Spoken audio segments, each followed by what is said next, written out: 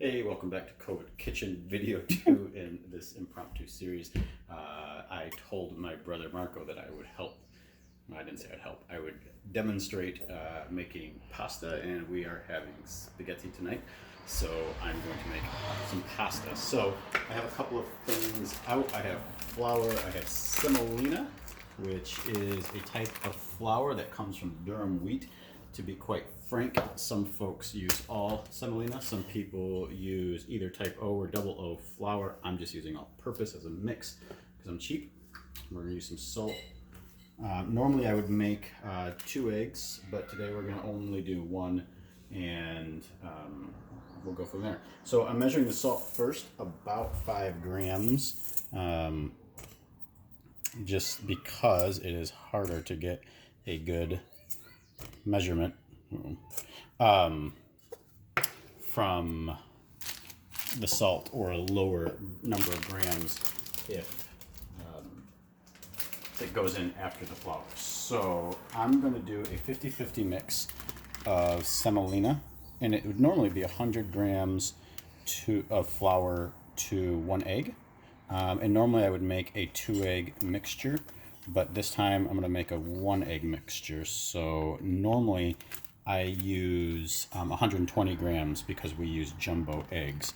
So I'll need about 70 grams, well, 65 grams of semolina. There we go. It's a little more, but that's all right. And we're going to get to about 125 because we have that salt in there.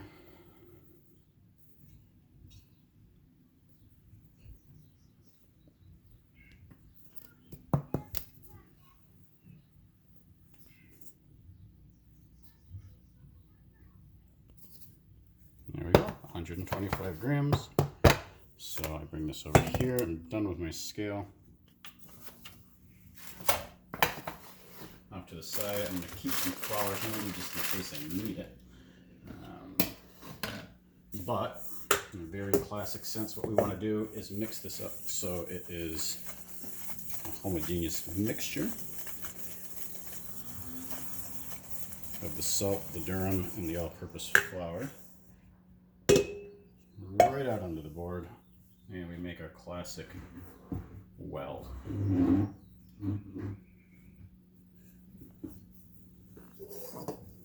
I'm going to use a little bit of olive oil in a little bit, but right now we just put the egg in the middle, fork, and you just sort of stir this gently to incorporate the flour. Mine always runs out the edge. If you're really good, it shouldn't, but mine always does.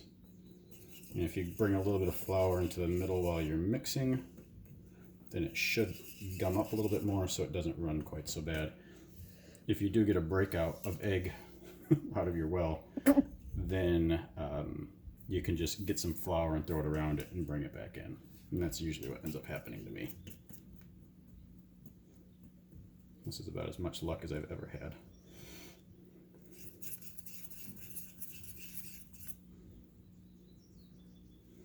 Eventually it all comes in.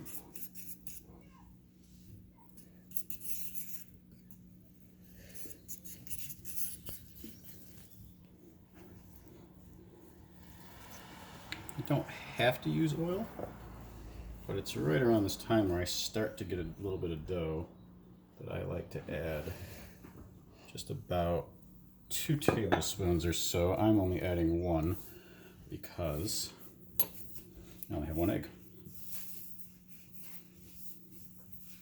It's going to be super sticky in the beginning.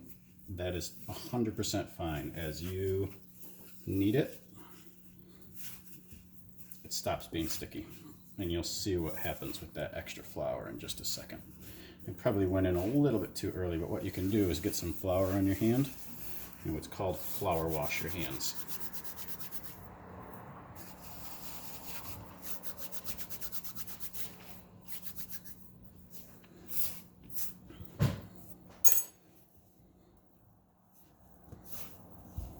It's almost harder to make it with a smaller batch than it is with a larger batch, but once your dough starts to come together, you just go into a pretty vigorous knead. In the beginning, can tell it has a super grainy texture to it. And as you knead,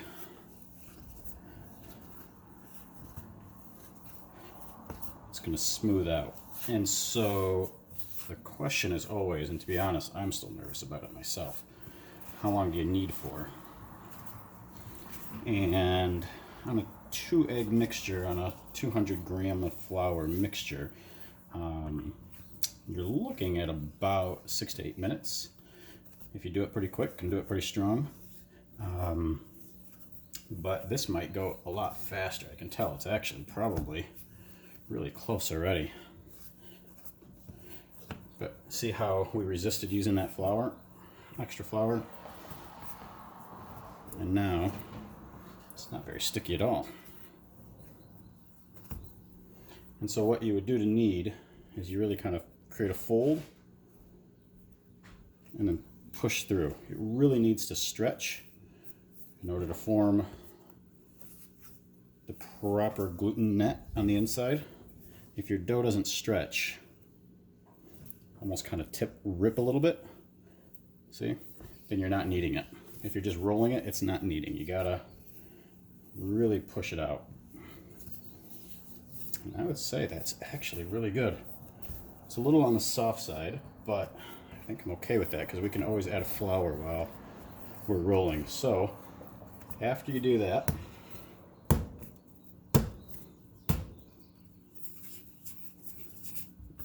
on a nice smooth ball, I'm going to put this into a bowl, and I'm going to cover it, stay there with a towel, and we're going to pause and come back in about 30 minutes. BRB. Welcome back. Well, you didn't go anywhere. I did. It's been about 30 minutes, and so I have gotten out my pasta roller, the dough roller, which is one of these that I believe we bought at Williams-Sonoma, but actually you can find those in lots of places, and I'd say just about anywhere, but obviously that's not true. Our dough has rested, so it has not a ton of sponge in it, right? But it does need to sit to let it relax enough in order to be usable.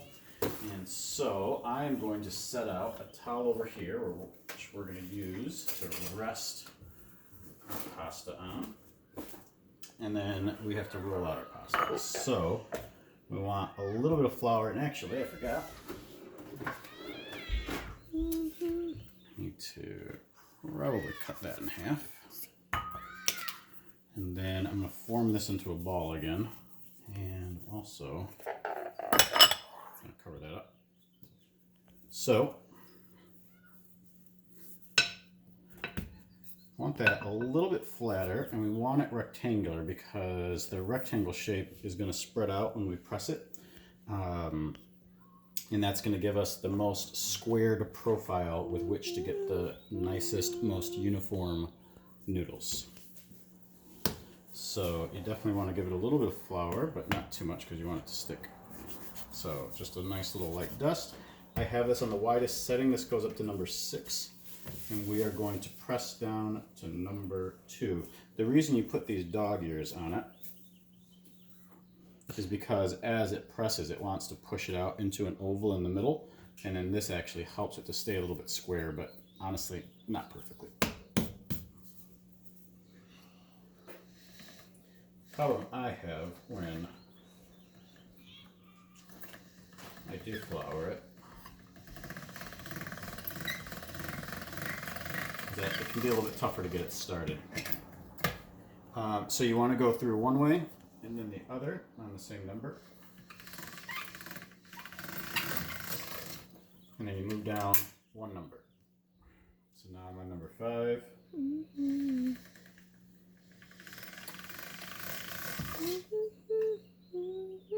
David, did you know that when you hum, people are going to hear you sing in the video?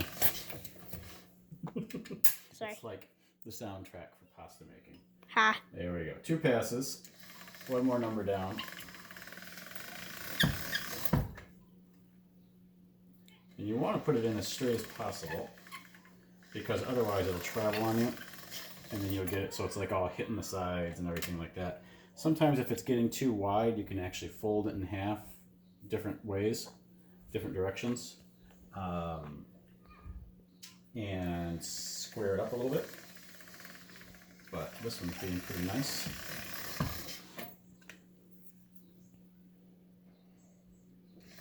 So I'm happy with how we're doing.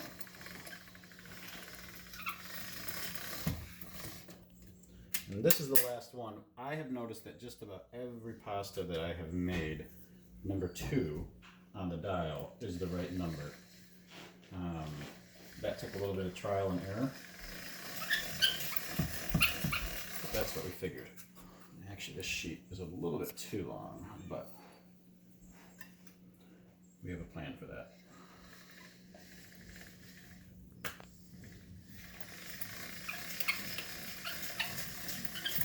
So obviously a noodle that long is not going to be great. So we can measure it to about half, do a little pinch, unfold it, and I can see my pinch line, so that is the halfway point. I'm going to cut it right there, and that's about a noodle shape. Other thing is, square it off of there, and I can square it off there. This one will make about, I don't know, maybe 1 to 2 more noodles than the other one is. So we come back, want to give it a little bit of flour again.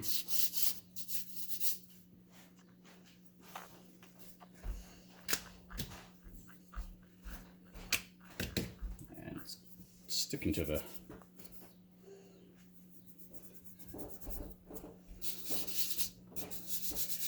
counter a little bit, so the flour is going to be good for it. So I'm going to come back over here. I said we were making spaghetti. That was a lie. We're making linguine. So I want the slightly larger, you can see, if you come over, David. This has larger cutters. Right here. You'd have to look down on it. There you go. And this has smaller cutters. The other thing is that this is just an attachment, and you can buy different attachments for it. So that's the one I'm using. Put that back. And then very gently, if you back up just a little bit, I'll put this in as flat as I can. It's going to come through. And it's going to come out.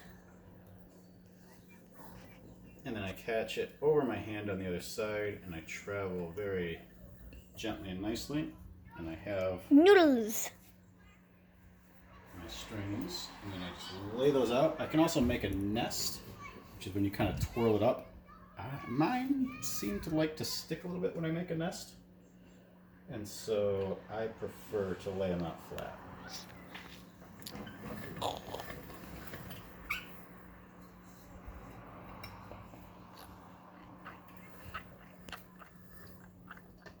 Ta-da.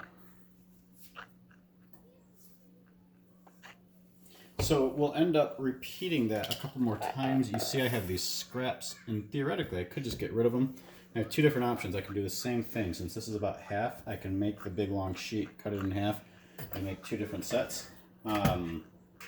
Or I can cut this in half, make a single sheet, but this can be incorporated back into here. So you can reuse your dough and roll it out. But I'm going to repeat that process a couple more times. Obviously, I do have some more scraps over here. I'm not sure why, but I usually don't reincorporate those, but maybe I will today. And we'll keep doing that. It doesn't cook in 7 minutes like you would with dried pasta. It cooks in about 1 minute to 2 minutes, depending on the shape and the size and the thickness of the pasta that you're making. But it goes much, much faster, and it's really just crazy super easy. And I think you'll enjoy it if you try. So thanks for watching. I appreciate it. Thanks to my cameraman, David, who looks like that. Hello. And maybe we'll see you next time if I decide to cook something else. Thanks. Bye-bye. Goodbye.